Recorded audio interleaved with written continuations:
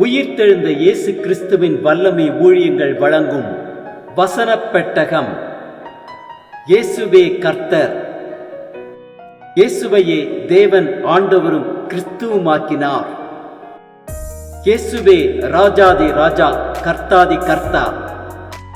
கிறிஸ்துவே மரித்தோர் மேலும் ஜீவனுள்ளோர் மேலும் ஆண்டவர்.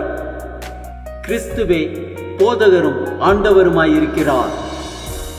வசனப் பெட்டகத்தின் இன்றைய தின கருப்பொருள் சிலுவை. கிறிஸ்துவனுடையவர்கள் தங்கள் மாம்சத்தையும் அதன் ஆசை இச்சைகளையும் சிலுவையில் அறைந்திருக்கிறார்கள். சிலுவையை குறித்ததான வேத வசனங்களை பார்க்கலாம். 2 கொரிந்தியர் 13:4 வாசிக்கிறோம். ஏனெனில் அவர் பலவீனத்தால் சிலுவையில் அறையப்பட்டிருந்தும் தேவனுடைய வல்லமையினால் பிழைத்திருக்கிறார்.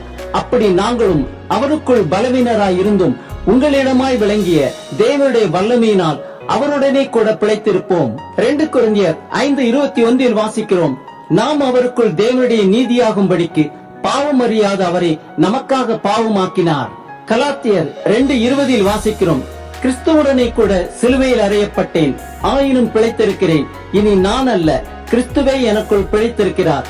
நான் இப்பொழுது மாம்சத்தில் பிழைத்திருக்கிறதோ, என்னில் அன்பு கூர்ந்து எனக்காக தம்மை தாமே ஒப்புக் கொடுத்த தேவனுடைய குமாரனை பற்றும் விசுவாசத்தினாலே பிழைத்திருக்கிறேன். கலாத்தியர் 3:13 வாசிக்கிறோம்.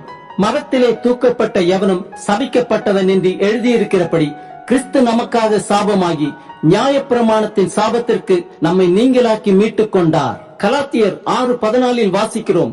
நானும் நம்முடைய கர்த்தராகிய இயேசு கிறிஸ்துவின் சிலுவையை குறித்தே அல்லாமல் வேறொன்றை குறித்தும் மேன்மை பாராட்டாதிருப்பேனாக. அவரால் உலகம் எனக்கு சிலுவையில் அறையுண்டு இருக்கிறது, நானும் உலகத்திற்கு சிலுவையில் அறையுண்டு இருக்கிறேன். எபேசியர் 2:14-16 வாசிக்கிறோம்.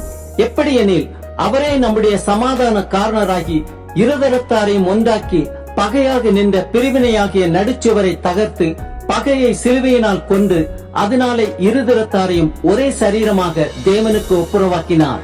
பிலிப்பியர் 2:6-7-8 வாசிக்கிறோம். அவர் தேவனுடைய ரூபமாயிருந்தும் தேவனுக்கு சமமாயிருப்பதை கொள்ளையாடின பொருளாக எண்ணாமல் தம்மைத்தாமே வெறுமையாக்கி அடிமையின் ரூபம் எடுத்து மனுஷர் சாயலானார். அவர் மனுஷ ரூபமாய் காணப்பட்டு மரண பரியந்தமும், அதாவது சிலுவையின் மரண பரியந்தமும் கீழ்ப்படிந்தவராகி தம்மைத்தாமே தாழ்த்தினார். பிலிப்பியர் 3:10-11 வாசிக்கிறோம்.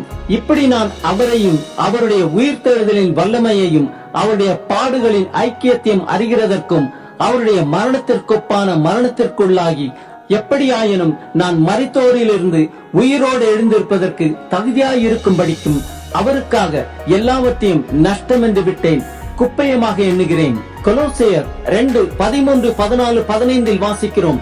உங்கள் பாவங்களினாலேயும் உங்கள் மாம்ச விருத்த சேதனம் இல்லாமையினாலேயும் மரித்தவர்களாயிருந்த உங்களையும் அவரோட உயிர்ப்பித்து அக்கிரமங்கள் எல்லாவற்றையும் உங்களுக்கு மன்னித்து நமக்கு எதிரிடையாகவும் கட்டளைகளால் நமக்கு விரோதமாகவும் இருந்த கையெழுத்தை குலைத்து அதை நடுவில் இராதபடிக்கு எடுத்து சிலுவையின் மேல் ஆணி அடித்து துரைத்தனங்களையும் அதிகாரங்களையும் உரிந்து கொண்டு வெளியரங்கமான கோலமாக்கி அவைகளின் மேல் சிலுவையில் வெற்றி சிறந்தார். கொலோசையர் 1:19-20-21 வாசிக்கிறோம்.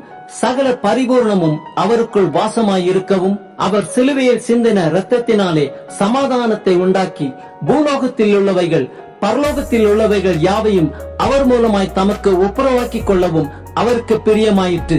முன்னே அந்நியராயும் துர்க்கிரியைகளினால் மனதிலே சத்துருக்களாயும் இருந்த உங்களையும் பரிசுத்தராகவும் குற்றமற்றவர்களாகவும் கண்டிக்கப்படாதவர்களாகவும் தமக்கு முன் நிறுத்தும்படியாக அவருடைய மாம்ச சரீரத்தில் அடைந்த மரணத்தினாலே இப்பொழுது ஒப்புரவாக்கினார். எபிரேயர் 12:2 வாசிக்கிறோம்.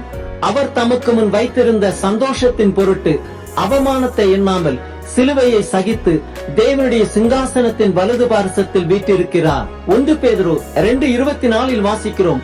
நாம் பாவங்களுக்கு செத்து நீதிக்கு பிழைத்திருக்கும்படிக்கு அவர் தாமே தமது சரீரத்திலே நம்முடைய பாவங்களை சிலுவையின் மேல் சுமந்தார், அவருடைய தழும்புகளால் குணமானீர்கள். ஆம், கிறிஸ்துவினுடையவர்களாகிய நாம் நம் மாம்சத்தையும் அதன் ஆசை இச்சைகளையும் சிலுவையில் அறைந்தவர்களாய் கிறிஸ்துவின் பிரமாணத்தை நிறைவேற்றுவோம்.